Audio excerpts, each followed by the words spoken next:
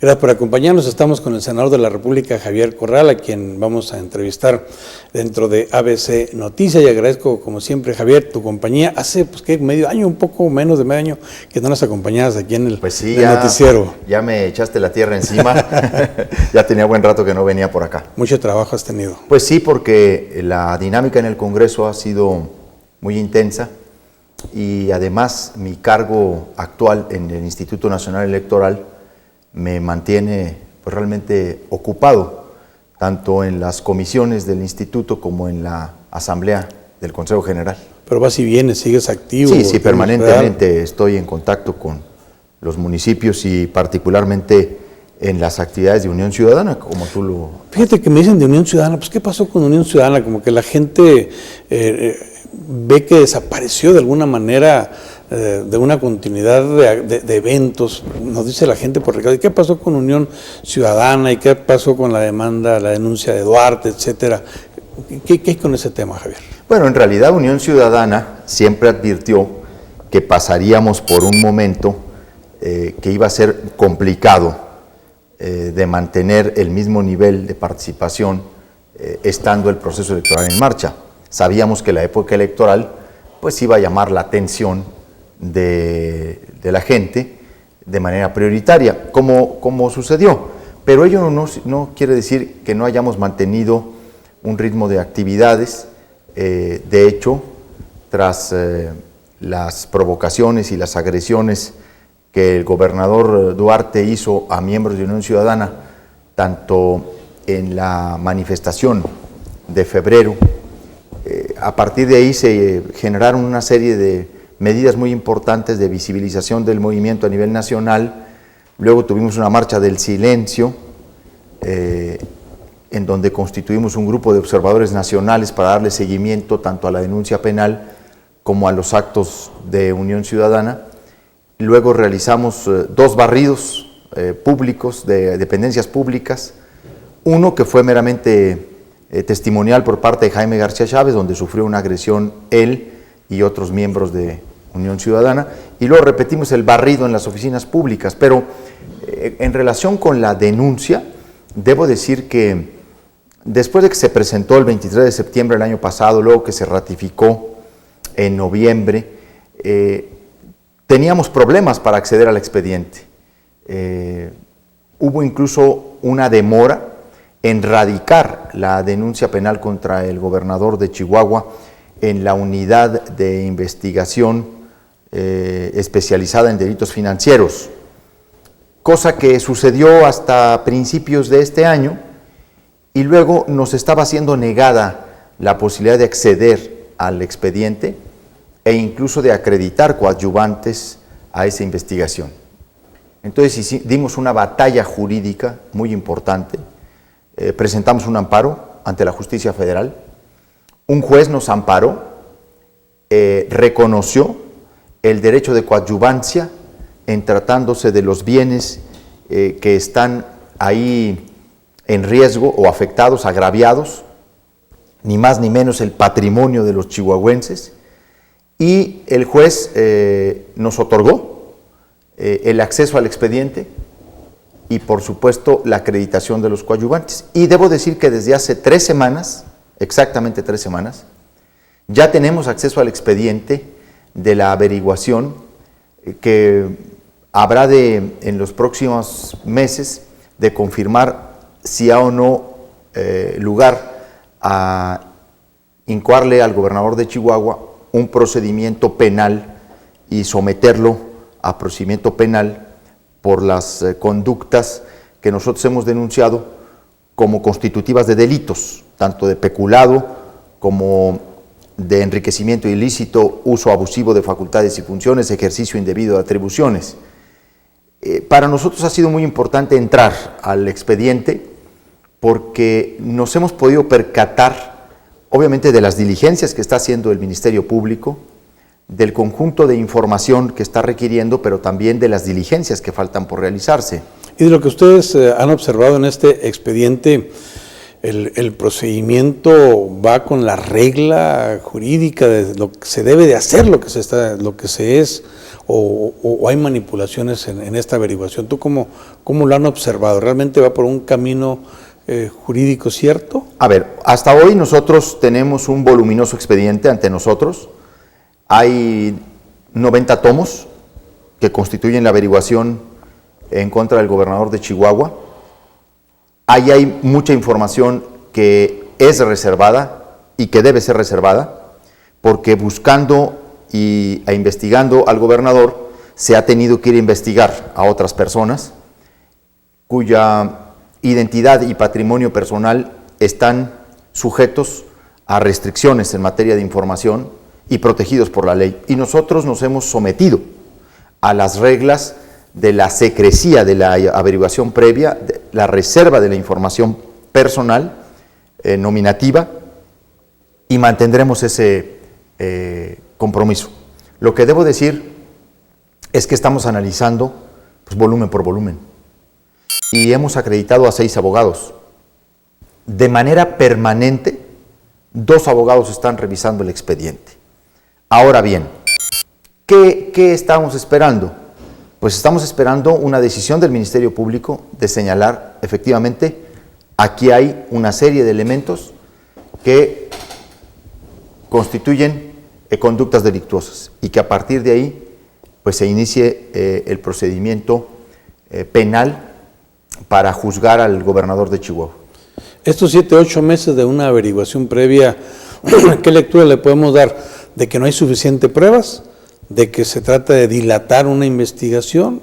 ¿Cuál es la lectura más cierta? No sabemos cuál sea la voluntad real del Ministerio Público Federal.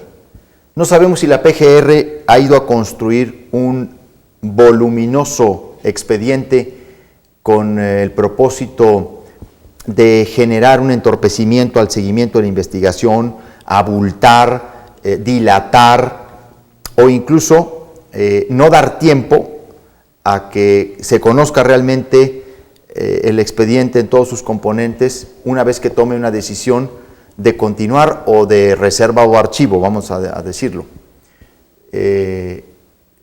O también podemos decir que han ido a hacer su labor y que han ido a investigar profundamente y que han requerido de mucha información.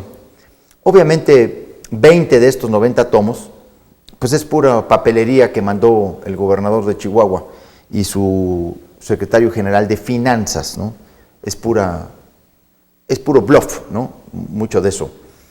Hay partes del expediente en donde nosotros estamos haciendo un análisis.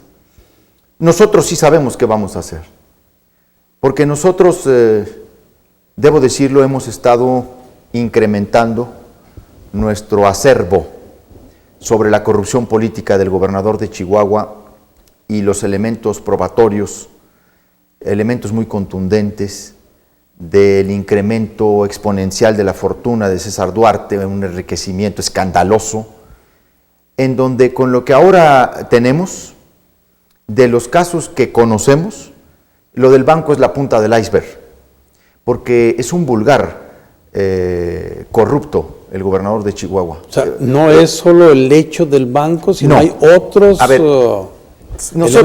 nosotros estuvimos a punto de... Esto es muy importante explicárselo a la gente, porque nos han dicho, a ver, ¿qué pasó? ¿Por qué no ampliaron la denuncia penal? Nosotros lo íbamos a hacer. ¿Y por qué lo deberían de ampliar, según tú? O sea, ¿cuál sería ese primer paso? ¿Por qué ampliarla? ¿Por qué habría de ampliarla? Bueno, porque sobrevinieron a la presentación de la denuncia hechos y declaraciones del propio gobernador en favor de nuestra causa penal. Okay. O sea, él mismo ha terminado por reconocer en esta diversidad de dichos y declaraciones que hace. Como el sí firmé, pero no lo vi. Por ejemplo, esa declaración de decir, a lo macho, ya ves que pone como sí, garantía de su hablar, su machismo, ¿no? Dice, a lo macho que sí lo firmé, dice, pero a lo macho que no lo leí. Bueno, esa es una declaración muy importante para nosotros ante el Ministerio Público, pero hay otra serie de declaraciones que Duarte ha hecho a diferentes medios de comunicación, donde nos confirma a nosotros muchos elementos que están ahí, pero nosotros también hemos conseguido información muy precisa sobre otros varios hechos de corrupción del gobernador, de cómo se ha adjudicado un patrimonio y negocios ilícitos, indebidos. ¿Por qué no presentamos la ampliación? Porque dijimos, vamos a ver cuál es la actuación del Ministerio Público. Vamos a ver si el Ministerio Público va a resolver sobre 65 millones de pesos o sobre qué. Vamos a ver cómo resuelve el Ministerio Público en términos de dos comparaciones que tiene que hacer. Las declaraciones fiscales, claro, que son muy poderosas o más poderosas que las patrimoniales, pero también las declaraciones patrimoniales que como servidor público ha tenido que realizar desde que ha sido diputado local, diputado federal. Entonces, sí estamos esperándonos para conocer la decisión del Ministerio Público, porque tenemos la duda que tú tienes, hacia dónde va realmente el gobierno de Peña en el caso de Duarte, porque de entrada no podemos desconocer un dato.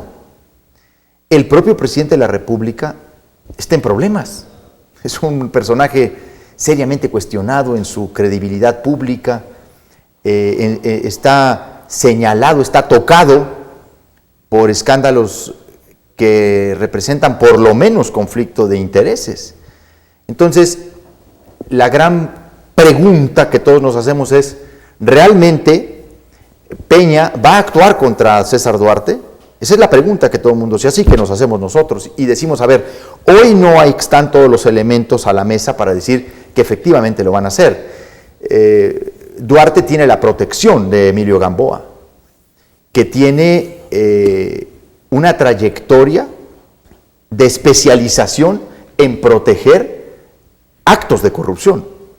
Gamboa es un protector de corruptos en México, es un gran protector y es el que protege a César Duarte, ¿no? Es el que incluso le mueve el manejo de medios en la Ciudad de México, ¿no? Por las relaciones que Gamboa tiene. Entonces la pregunta es, ¿va a actuar Peña contra Duarte? Nosotros estamos dándole seguimiento a ello, porque tenemos muchos elementos más. Ahora, hay cosas muy delicadas en el expediente, muy delicadas, que yo creo que va a ser muy difícil que la PGR cierre el expediente.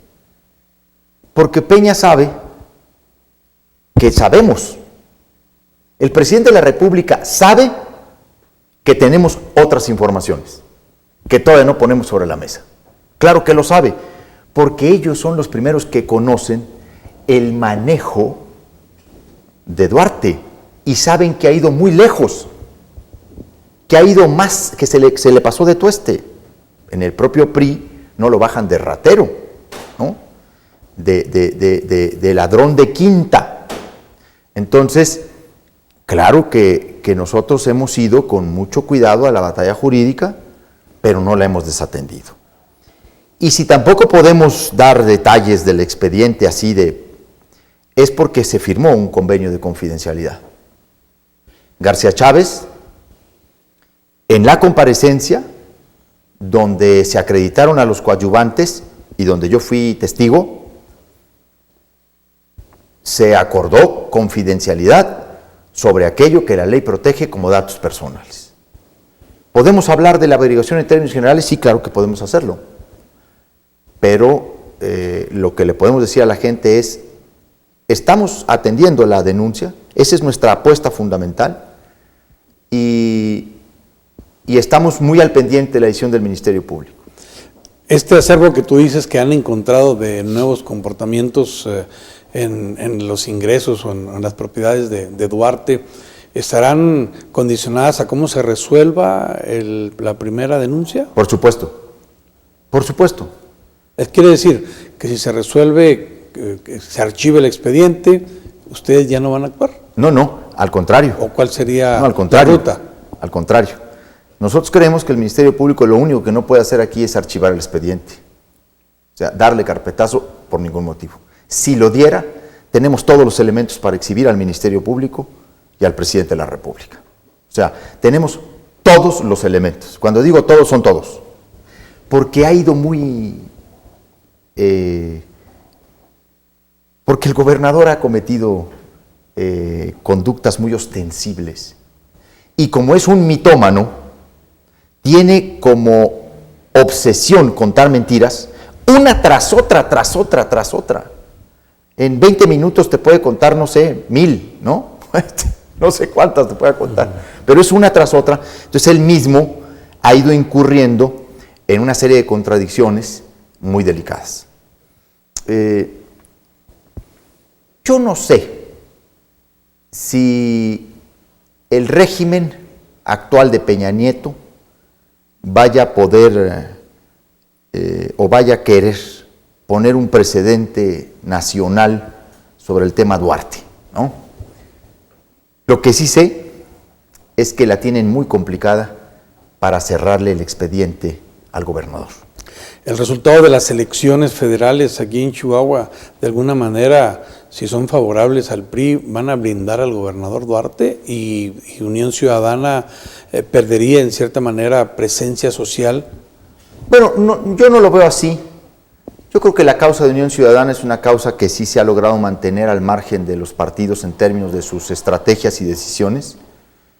Nosotros no estamos a cargo de las estrategias de los partidos, ni los partidos a los que representamos o a los que pertenecemos pueden decir que manejan la estrategia de Unión Ciudadana. Aquí convergen ciudadanos del PAN, del PRD, de Morena, de otros muchos, pero nosotros nos hemos mantenido en un cauce distinto. Por supuesto que Duarte, el resultado electoral, va a quererlo manejar o posiblemente manejar, si le sale bien los distritos, como un refrendo a su gobierno. Sin embargo, cuando centralmente se toca su figura o la actuación del gobierno del Estado, el gobernador encuentra un rechazo de casi el 80% de la población. Es de los gobernadores más repudiados por su pueblo en el país.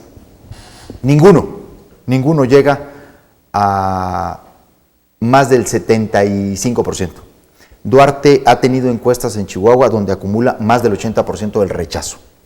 No se diga en la capital del estado, donde más se le conoce todos estos manejos. El tema de lo electoral, hoy por hoy creo que está en una dinámica diferente. Esta es una elección más de estructuras. Es una elección intermedia. Aquí en Chihuahua no tenemos hoy concurrencia del proceso local. Los diputados federales todavía se ven como figuras muy lejanas. Hay un etéreo todavía en términos de lo que constituye el Congreso Federal, la Cámara de los Diputados. Es una lástima que así sea, pero así es. Entonces, no está hoy centralmente colocada un refrendo al gobierno de César Duarte o no. Esto acontecerá el año que entra, sin duda. Ahí es donde evidentemente el gobernador será sometido a una evaluación de su desempeño, entre otras cosas, porque se trata de la renovación de la gubernatura de Chihuahua, de las presidencias municipales y del Congreso del Estado. Entonces yo no veo hoy que así se vaya a manejar, no lo dudo, pero no responderá a una realidad, ¿no? La denuncia tendrá un periodo donde el Ministerio Público decidirá si archiva o se va a un procedimiento penal. ¿Hay un tiempo? Así es. Bueno, hasta que concluyan las diligencias que tanto el Ministerio Público ha ordenado como las que nosotros vamos a solicitar, una vez que hemos conocido todo el problemario, todo el índice de la averiguación y en donde nosotros hemos identificado que faltan diligencias muy importantes de realizar. Estamos por solicitarlas. No es la ampliación que habíamos señalado, esa la hemos decidido mantener en suspenso, pero sí vamos a solicitar diligencias que ya a la luz de la revisión del expediente creemos que faltan para encontrar otros elementos que son muy importantes, como el tema de lavado de dinero, por ejemplo. Tú mencionas que hay diversos tomos con miles de hojas que incluyen. Dicen todo que el cada expediente. tomo tiene como 1000, o sea que estaríamos hablando de 90,000 hojas. 90,000 hojas. Sí. Ahora, todos son especialmente del gobernador, su actuación, o tiene que ver también con el secretario de Hacienda y del el actualmente candidato Carlos Hermosillo. Nosotros, el licenciado García Chávez, quien fue quien elaboró la denuncia y presentó la denuncia, señaló directamente al gobernador Duarte, a Carlos Hermosillo, a Jaime Herrera y otros que resulten responsables. Han resultado otros responsables, obviamente personas vinculadas al banco, pero también a otras actividades. Por ejemplo, empresarios, o que se dicen empresarios, ¿no?, en el ramo de las medicinas y otras cosas, que no son parte de la estructura de gobierno, pero están resultando trianguladores, operadores financieros del gobernador. O sea, han aparecido pues otros elementos. Entonces, ahorita lo más inmediato es esperar la resolución del Ministerio Público con la coadyuvancia de ustedes. Bueno, ahora estamos, nosotros ya estamos sobre la averiguación, estamos trabajando en ello. Hemos contratado un grupo de abogados y hemos conseguido el apoyo de los grupos parlamentarios del PAN y del PRD y del PT en el Senado de la República para patrocinar. Digo, no es mucho lo que estamos ofreciéndoles a los abogados, es casi un asunto pro bono, como se dice, pero evidentemente hemos convenido una compensación, porque de lo que se trata es de un seguimiento de tiempo completo. Nosotros tenemos hoy 2 abogados de tiempo completo. Es un esfuerzo que se está haciendo, es un esfuerzo económico que se está haciendo para que pues haya un rigor en el seguimiento de la denuncia. De alguna manera, esta denuncia penal estaría vinculada al proyecto de la gubernatura de 2 años. ¿Tú crees que haya ahí algunas vinculaciones de idear una gubernatura de 2 años frente a un expediente penal? Bueno, yo creo que la pretensión que tiene Duarte de generar una mini gobernatura, pues sí está, yo digo que está vinculada a un propósito de generarse cierta impunidad o de tratar, vamos a decir así, de influir de mayor manera en un proceso electoral que tenga como futuro un cargo de gobernador del estado por 2 años, ¿no? O sea, yo creo que él puede influir más en un cargo para 2 años que en uno para 5, como ya estaba previsto en la legislación electoral de Chihuahua. Hay que decirlo con toda claridad, Chihuahua ya se había homologado. Sí. O sea, la homologación aquí ya se había dado. Lo de los 2 años sí está más vinculado a una idea de buscarse impunidad, protección, porque esta idea de 2 años en realidad lo que busca es desmotivar la participación de contendientes fuertes al proceso de renovación local. Es también de alguna manera un buscapiés para los propios precandidatos priistas, a ver quién le salta, ¿no? A ver quién tiene las agallas, ¿no? O quién tiene los pantalones para respingarle al gobernador. Hasta ahora no ha habido ninguno que por lo menos públicamente haya salido a decir, pues es un despropósito lo que quieres hacer, ¿no? Yo digo que por un lado es un buscapiés dentro del propio PRI, pero también es una manera de tratar de desmotivar a la oposición o a los principales actores de la oposición para pensar en un proyecto de 2 años. Y evidentemente en esa desmotivación él tendría más posibilidades de influir en quién poner de candidato en el PRI y buscar que ganara, para que en esos 2 años pues, tratara de limpiarle el mugrero que va a dejar o que está dejando. Pero yo incluso digo algo, hasta en eso Duarte es poco ducho, ¿no? Duarte ya dejó huellas por todos lados. Tiene regados por todo el estado huellas, ¿no? Trae problemas hasta de sus negocios personales, ¿no? Ya es muy difícil que alguien llegue y le arregle a Duarte las cosas, porque se resultó un hombre de una codicia que yo no he conocido en la historia pública, política de Chihuahua. Nunca había yo conocido un hombre con esa codicia, con esa ambición de dinero y de poder, ¿no? Y eso mismo, pues es su propio hoyo.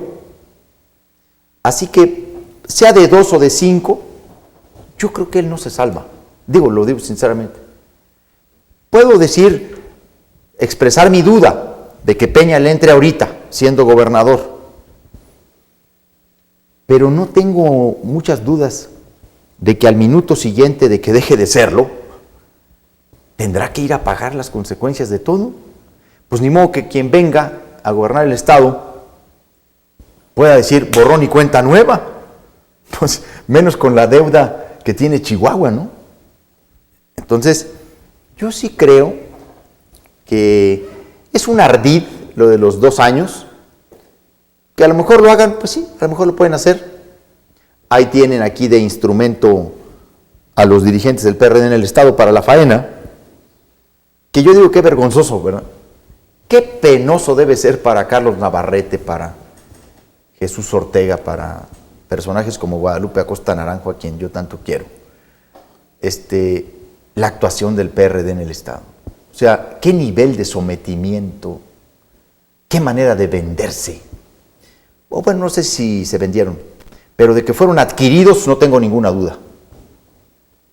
Javier, el tiempo se nos ha terminado. Hay muchas cosas que yo te quiero preguntar. Yo te invito a que nos sigas acompañando. Grabemos ahorita una segunda parte para poderla transmitir mañana aquí dentro del noticiero y que nos hables del panorama político, cómo lo observas tú. Sí, cómo no. En la actualidad, si nos lo permites. Claro, con mucho gusto. Grabamos y mañana pasamos la segunda parte. Con mucho gusto, ¿Sí? claro. Bueno, que pues sí. Vamos a una pausa y regresamos.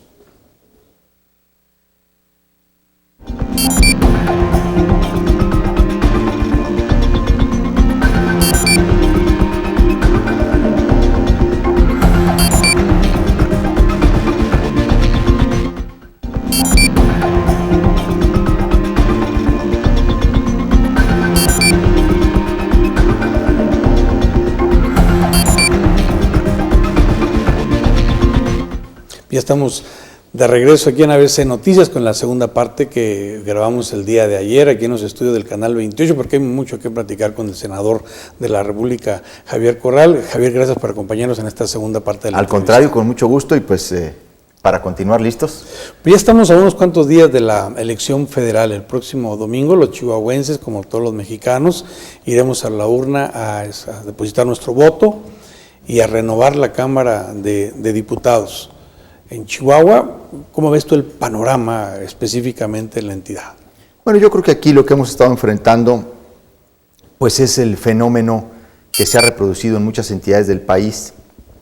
Las elecciones están absolutamente dirigidas y controladas por los gobernadores, desde el presupuesto público que se maneja para aceitar medios de comunicación, para la utilización de programas oficiales en favor de los candidatos del PRI, y donde toda esta maquinaria que se funde de partido y gobierno, una mezcla ilegal e inmoral, es la que realmente está enfrentando a los demás partidos, con el agravante de que aquí en Chihuahua, pues totalmente desdibujado el PRD, está al servicio del gobernador del estado, y la contienda pues fundamentalmente se ha centrado entre los candidatos del PRI y del PAN, vamos a decirlo de alguna manera, sin dejar de reconocer que Morena emerge en Chihuahua, pues aprovechando sin duda todo esta desolación y esta orfandad política en el sector de la izquierda que ha generado el PRD y la dirigencia del PRD, con el gobierno. Y yo creo que Morena va a tener un ingreso a la vida política chihuahuense en esta elección, pues interesante. Es un partido de reciente creación que yo creo que en Chihuahua logrará, por supuesto, también su registro. Veo competidos varios distritos electorales, por supuesto la capital del estado. Aquí es muy claro que el PAN está con una amplia ventaja en el 6º distrito, muy empatado el 8º. En Ciudad Juárez hay un distrito para nosotros que está con ventaja considerable, que es el 3º. El 7º distrito está haciendo la gran sorpresa con Patricia Terrazas. Digo la gran sorpresa porque es un distrito muy complicado, es muy difícil, pero este distrito tiene una candidataza. Yo digo que de las mejores candidatas que el PAN puso en el país. ¿Ah, sí? Claro, Patricia Terrazas es una mujer indiscutiblemente...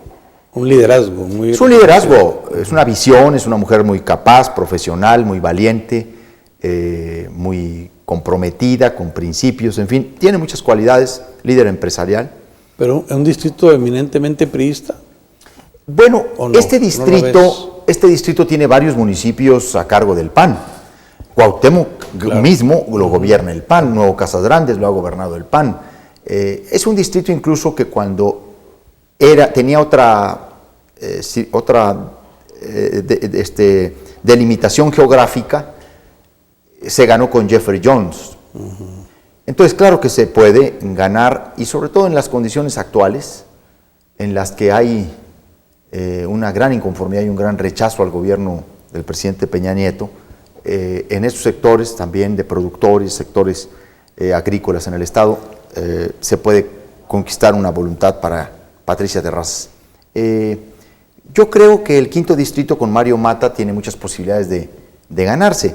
Bueno, pues él fue presidente municipal de Delicias, tiene un trabajo acreditado ahí, y yo creo que este es otro de los distritos en donde el PAN sin duda obtendrá un triunfo. Es además un viejo corredor panista, ¿no? Y yo creo que también es un distrito que el PAN puede conseguir. ¿No crees la popularidad de Tony Meléndez que en un momento dado le garantice también el triunfo? Bueno, yo sé que ahí se está compitiendo contra un cantante que es apreciado y que pues sin duda tiene un talento musical, pues, ¿no? Eso al menos lo que yo he escuchado.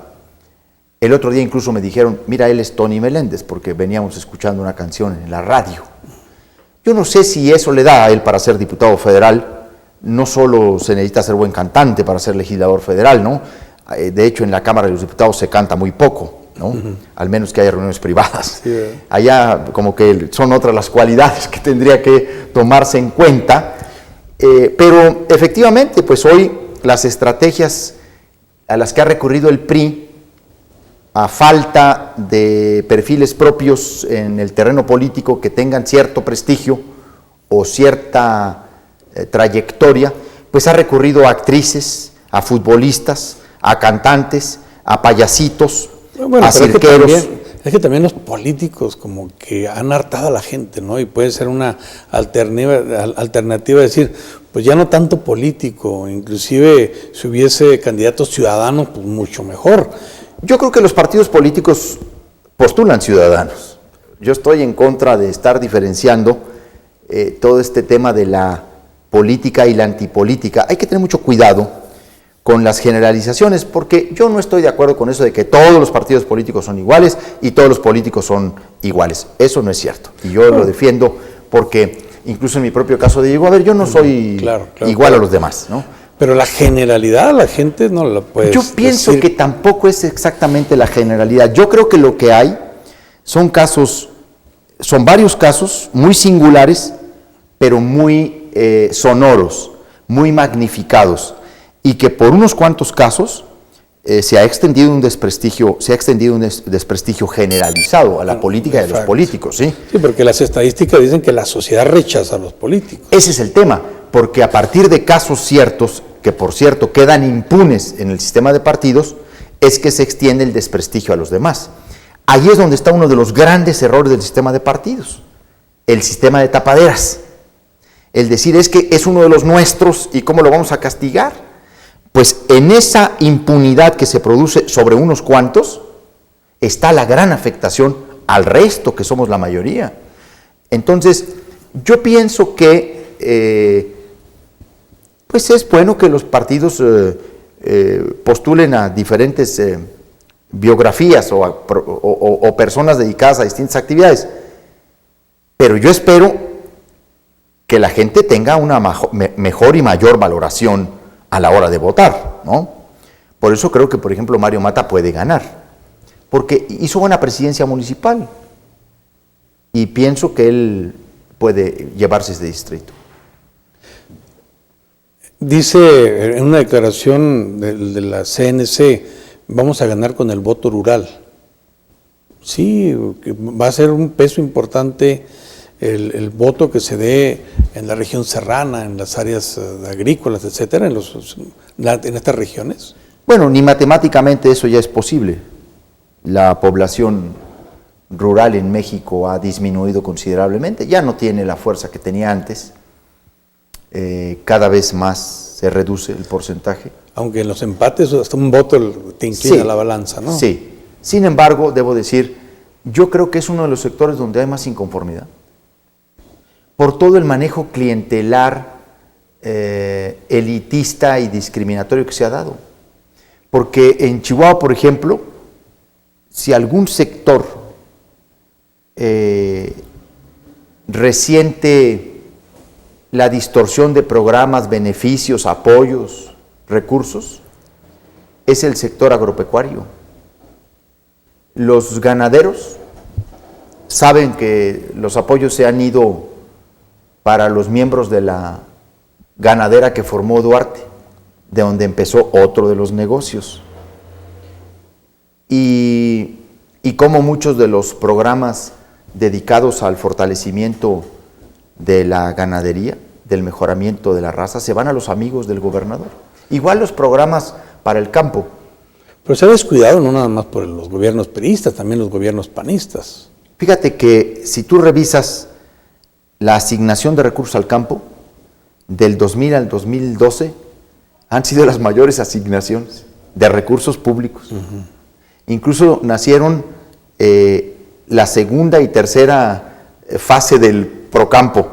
Todo el mundo decía, es que cuando llegue el PAN lo van a desaparecer. Pues hubo Procampo 2 y 3. Y luego hubo Progan, un programa de apoyo a la ganadería. En fin, en muchas estadísticas, si los cotejáramos, nos damos cuenta de cómo los gobiernos del PAN mejoraron muchos aspectos. Tuvimos otras fallas, pero hay ámbitos de la administración y sobre todo en crecimiento y cobertura de programas sociales donde los gobiernos del PAN fueron muy exitosos.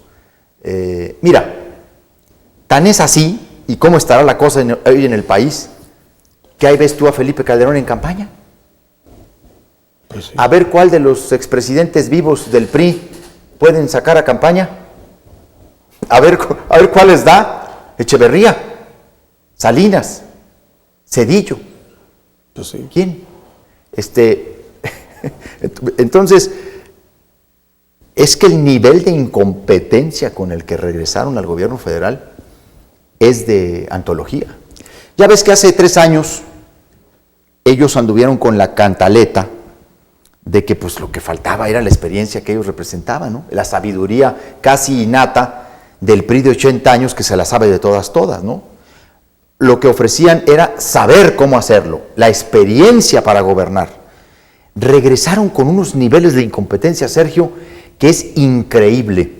Los 3 grandes objetivos económicos del gobierno de Peña, crecimiento económico, reducción del déficit público, mayor empleo, crecimiento, a través incluso del ingreso fiscal, ninguno se cumplió. El dólar está a 15.40 centavos de pesos. Y la economía parada, la alza en combustibles, en distintos servicios, está colapsado el sistema financiero. A ver, es una de las crisis más lamentables que tenemos. Lo paradójico es que con un ambiente incluso de deterioro social, de creciente inconformidad política, el PRI pueda volver a hacerse de la Cámara de Diputados. Eso, exactamente, es una incongruencia desde el punto de vista social, ¿no? No solamente social, político, porque en el mundo, yo acabo de estar en la Argentina, en una interparlamentaria donde pude pues, platicar abiertamente con parlamentarios, les decía, bueno, yo no sé qué otro país de América Latina un partido político pueda hacerse de la Cámara de Diputados con el 30%, teniendo el rechazo del 70% de la población. ¿Por qué? Porque al final de cuentas también la gente está dejando que estas minorías resuelvan entre estructuras las elecciones. Esa es, por ejemplo, el hierro del voto nulo, o de los que postulan el abstencionismo. El voto nulo en México sí se cuenta, claro, pero no vale. No tiene ninguna consecuencia jurídica. Sí tiene beneficios para los partidos. Apoya a las minorías. El voto nulo no castiga a los partidos porque no tiene ninguna consecuencia. Termina castigando al sistema democrático, a los contrapesos, a los equilibrios. El voto nulo es una protesta al vacío, como el no votar. Lo que hay que hacer es informarnos y votar. Si un partido hoy por hoy no nos da el conjunto de satisfacciones que queremos en una opción política, estudiemos los perfiles de los candidatos. ¿Cuál creemos que puede ser mejor? Y expresemos una voluntad. Pero la verdad es que las elecciones cada vez van siendo decididas por menos gente.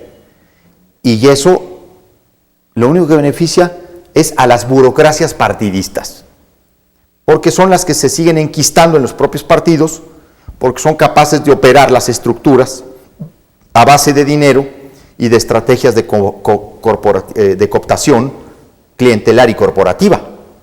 Entonces, la apuesta al voto nulo es una merma al sistema democrático. Yo por eso no coincido con quienes están planteando eso, ¿no? Digo, vayan y voten por quien quieran, háganlo en libertad, informados, pero la abstención y la nulidad del voto no nos va a dar un mejor sistema democrático. Lo único que nos va a dar un mejor sistema democrático es empezar a cambiar los resultados electorales. Estamos hablando de la radiografía político-electoral de los candidatos, las posibilidades. En el área de Parral está Carlos Hermosillo, Javier, como candidato del PRI. Es increíble que un personaje como Carlos Hermosillo esté hoy como candidato del PRI en ese distrito.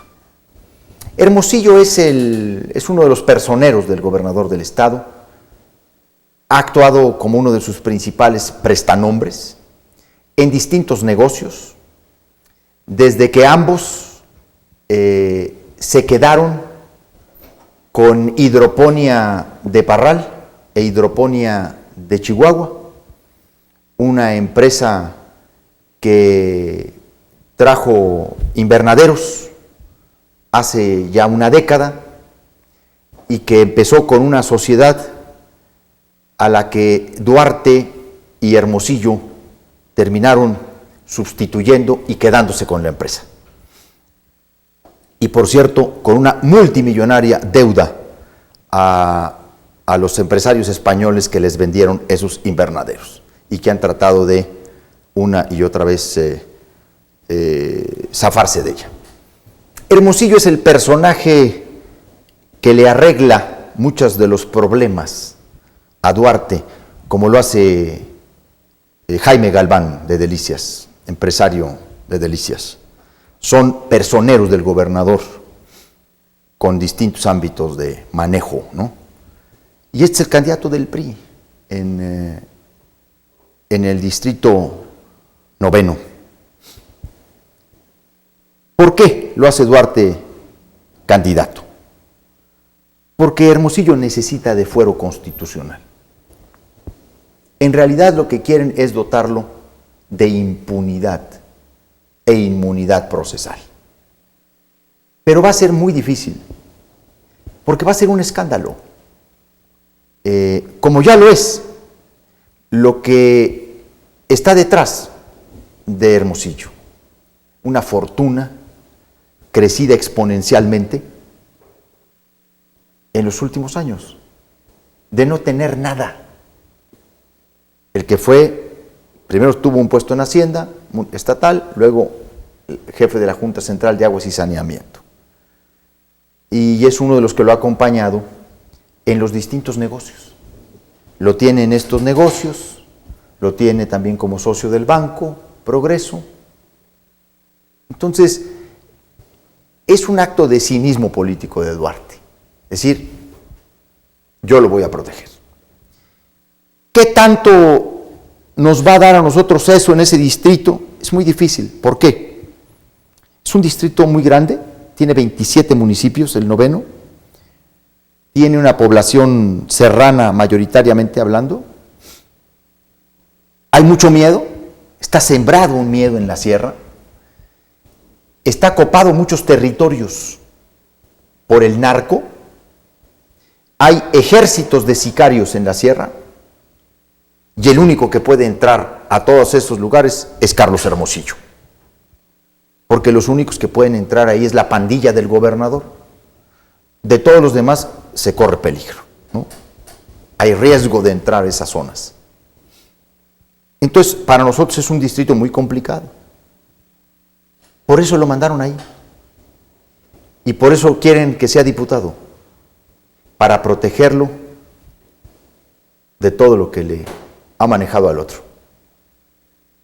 Recientemente se ha dicho, les ha salido el tiro por la culata tratándose de un posible adeudo de Juan Blanco, el candidato panista a Unión Progreso, y una serie de situaciones que han ventilado. ¿Qué opinas tú de esto? A mí me llama a hilaridad, en serio, que el PRI utilice el caso del Banco Progreso para descalificar al candidato del PAN. Es de risa, Sergio, que el PRI lo haga, porque están tan conscientes de la corrupción del gobernador y de lo que hoy significa Banco Progreso, que solo con vincular a otro personaje con el banco ya lo quieren desprestigiar. Es que es un reconocimiento increíble al tema de fondo. Pues el que tiene el problema con el Banco Progreso es Duarte. Si Blanco o Pizzas del Rey o del Molino, como se llame, las pizzas de Blanco, tienen un adeudo con el Banco Progreso y no lo han pagado, pues tienen los cauces legales y tienen las posibilidades de recurrir al pago. Pero como está tan desacreditado el banco y ya es sinónimo de corrupción política, entonces hoy con solo mencionar al banco y ligarlo con otro político, ya se le desprestigia. Bueno, esta es una victoria cultural, por lo menos de Unión Ciudadana, por lo menos es una victoria política y cultural, lo digo así, ¿no? Porque el que tú seas deudor de Banamex, o el que tú seas deudor de Bancomer, o el que tú seas deudor de Citigroup, no te hace delincuente, que yo sepa. Te puede hacer deudor moroso, pero en estricto sentido no te hace delincuente. Pero la connotación que el PRI le da, y el periódico oficial del gobierno del estado, el Heraldo de Chihuahua, la connotación que le dan es de vamos a vincular a Blanco con el Banco Progreso para causarle desprestigio.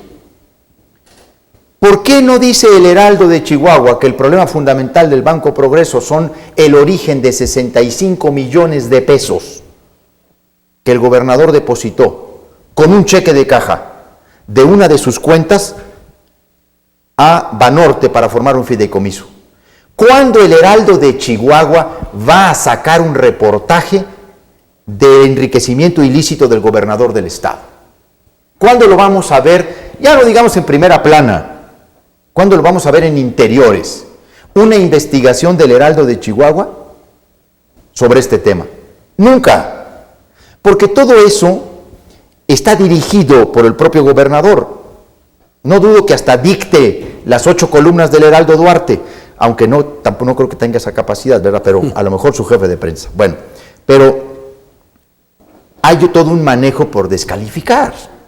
Entonces, es grotesco, pero yo digo, qué bueno. Qué bueno, ¿por qué?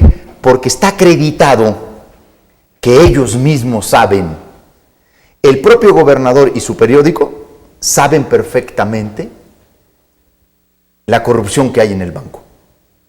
Por eso lo tomaron como un único ataque. Y si tratan de descalificar a Blanco, será porque en sus alternativas va arriba, ¿no? Bueno, lo enderezaron porque trae 8 puntos arriba en el distrito.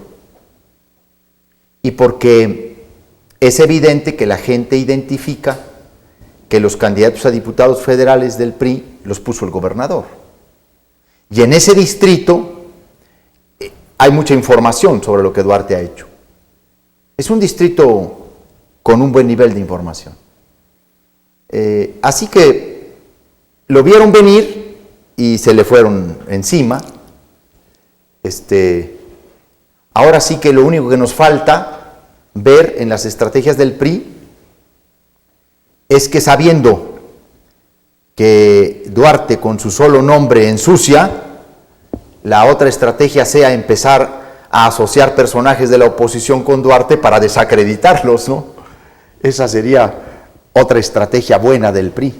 El gobernador ha dicho, son 9 distritos, nos vamos con el carro completo en las próximas elecciones. Que es una burla que un gobernador diga eso, pero eso no es más que la confirmación de que es el coordinador de la campaña, el jefe de la campaña, el jefe de gobierno.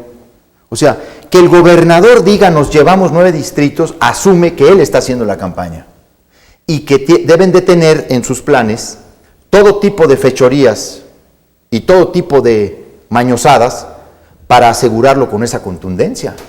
Digo, que lo diga De la Rosa, el presidente del PRI, bueno, ya no es presidente del PRI. No, ya no. Esta señorita, ¿no? Lupita, ¿no? Que lo diga ella, pues está bien, pero que el gobernador se asuma como el jefe nato y coordinador de la campaña y la estrategia, habla de esta simbiosis ilegal e inmoral de partido y gobierno. Y yo creo que le va a salir con malas cuentas a quien se lo haya dicho. Yo sí creo por lo menos que el PAN está dando la batalla en 3 o 4 distritos electorales que se puede traer, ¿no? El tiempo se nos está terminando, Javier, una exhortación a la gente para que vaya a las urnas. Sí, por supuesto, yo creo que es una elección muy importante.